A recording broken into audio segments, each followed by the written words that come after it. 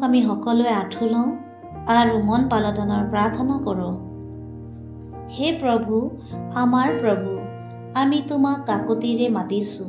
আহা, আমাক সহায় কৰা, আমাৰ অনুৰোধসমূহ শুনা আৰু আমাৰ আত্মাৰ ওপৰত দয়া কৰা।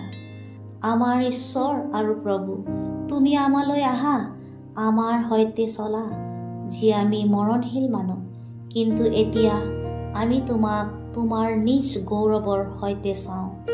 আমি অযোগ্য, হেৰাই যোৱা আৰু দণ্ডিত, তোমালৈ দৃষ্টিপাত কৰিবলৈও বা নিজ ভৰিত থিয় হ'বলৈও আমি অতি দুৰ্বল।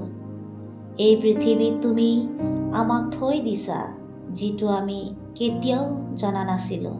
অনুগ্ৰহ কৰি প্ৰভু, আমাক তোমাক জানিবলৈ সহায় কৰা।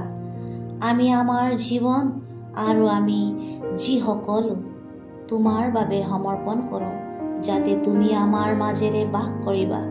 তোমাৰ জীৱন সকলো মৰণশীল মানুহৰ বাবে সমান, কিন্তু আমি জানো তুমি মহিমাময়।